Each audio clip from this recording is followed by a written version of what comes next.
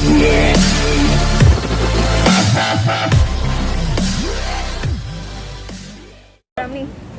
Tanya dia.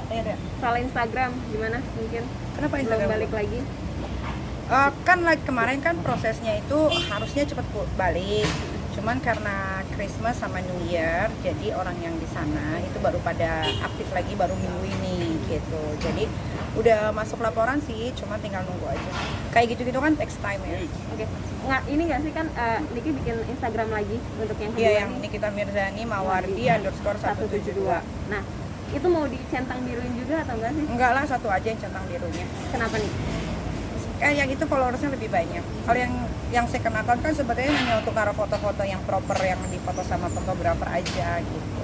Oke. Nik, Kerugian lu berapa banyak sih nih? Terus Instagram yang centang biru kan luar biasa potensi menghasilkan uangnya mesti dahulu belum itu. Kalau gua mah ngasilin duit dari mana aja. Cuman kalau dari Instagram itu kan kalau dapat endorse biasanya uangnya gua ke misalkan gini, gua misalkan punya dapat uang endorse nih. Nah, gue udah tahu tuh uang endorse gue itu berarti untuk bantu-bantu orang-orang yang butuh gue tolong gitu. Jadi uangnya dari situ. Nah, cuman gara-gara Instagramnya jadi nggak ada sekarang. Tadinya gue bantu orang jor-joran, sekarang kayak ya seadanya dulu deh, segini dulu gitu. Tapi tetap bantu. Potensi yang hilang berapa ratus juta, berapa mungkin? Kalau udah hitungan sekarang udah mau ini udah mau almost 1 month ya.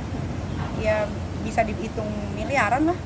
Karena kan per satu kali endorse satu hari kan gue bisa 20 postingan, story, atau 2 feed kayak gitu. Artinya orang yang merepost lu itu maksudnya merugikan, bukan hanya merugikan lu secara pribadi, tapi juga orang-orang yang selama ini sering lu bagi. Iya memang begitu. Makanya gue sih sebenarnya nggak ada masalah juga mau Instagramnya gone mau apa. Cuman kalau dari uang Instagram itu gue bisa alokasikan ke yang lain yang lebih penting gitu, kayak bencana alam. Kayak kemarin kan siapa yang waktu yang di Sukabumi sempat longsor, akhirnya rumah banyak yang rusak ya kan, siapa yang bantuin? Gue gitu. Dari gue bagi-bagi voucher yang bisa ditukar sama bisa diganti sama bahan bangunan gitu. Itu kan dari gue satu kepala keluarga ada yang dapat 3 voucher, satu vouchernya itu isinya 1 juta. Makin rusak rumahnya makin banyak voucher yang didapat gitu. Cuma kalau sekarang ya jadinya ya kayak begini. tapi dengan banyak dengan akun lo hilang gitu, ada nggak sih klien yang yaudah nggak apa-apa deh di second akun Ada lo? beberapa, tapi gue selalu bilang sama klien gue sabar dikit ya gitu. Sayang kalau diposting, Mak.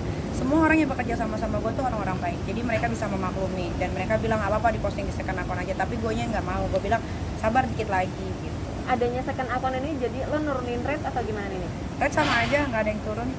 Oke. Nik, sedikit dong soal SP3 kasus sama Dipo. Iya. Mungkin gimana nih? Alhamdulillah ya, kasus Niki yang penggelapan sudah di SP3 di tanggal 31 Desember 2020 kemarin, dan surat SP3-nya sudah Niki ambil dari Jakarta Selatan. Ya bersyukur, maksudnya sekarang kan keadilan itu milik siapapun, tidak terpaku sama lu anak siapa, lu apa segala macam. Jadi sekarang tuh Niki bisa merasakan bahwa Niki bisa dapat keadilan yang Niki inginkan. Kayak kasus penggelapan juga kan itu sebenarnya agak sulit untuk dibuktikan gitu kan, karena dulu pun sempat Niki ditelepon, dibilang katanya mau datang ke apartemen, Niki tungguin berkali-kali pun nggak datang. Mungkin mereka pun agak sedikit takutnya pas udah kesana malu nggak ada apa-apa kan. Padahal kalau mereka kesana CCTV bisa diambil segala macem ya kan. Itu kan bisa terang benderang. Tapi kan Niki selalu ngikutin prosedurnya aja bagaimana. Tapi akhirnya di 2021 awal Niki dapat berita disuruh datang. Niki pikir ada kasus apa lagi nih, disuruh datang ke Polres Jakarta Selatan kan. Ternyata dikasih surat SP3. Ya Niki bahagia, senang, terima kasih Bapak Polisi, Ibu Polisi juga sudah menangani kasus Niki dan meneliti dengan baik, karena mungkin ini pelajaran yang kasus pemukulan KDRT kemarin pun kan kalian kan bisa dengar sendiri, sidangnya itu terbuka kan, tiga-tiganya saksi pun tidak ada yang melihat, padahal di BAP isinya mereka semua melihat dan berani bersumpah. Tapi ketika di pengadilan memang rasanya beda, ketika kita duduk di tengah-tengah depan Pak Hakim, Panitra, ada Niki juga, ada pengacara, ada jaksa pun, itu rasanya akan berbeda. Dan akhirnya alhamdulillahnya mereka malah ada yang bilang itu bukan fotonya, ada yang bilang tidak lihat kan. Dipo-nya sendiri pun ngomong bahwa Niki itu tidak mau melempar dia tapi melempar Kuproy. Tapi kan di BAP semua bilangnya melemparnya ke dia. Akhirnya adalah penahanan 2 hari, ada juga yang namanya persidangan harusnya tidak terjadi, tapi itu pelajaran. Makanya sekarang mungkin gara-gara kasus Niki yang kemarin di pengadilan sama yang sekarang, pihak-pihak yang berwajib dan orang-orang yang ingin melaporkan seseorang pasti akan lebih detail lagi. Ini masuk nggak pasalnya, ini bagaimana. Tepatnya Juga tanggal kan berapa sih? 31 Desember.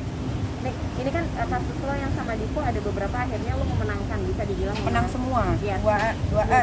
Sama perceraian pun menang semua. Nah itu Dipo bagaimana, mungkin ada yang ingin lo Kalau gue udah nggak mau tahu tentang kehidupan dia ya, dia mau apa, dia mau bagaimana gitu. Kalau gue sekarang lebih ke fokus ke anak, ke kerjaan, ke bisnis, ke keluarga, itu aja sih.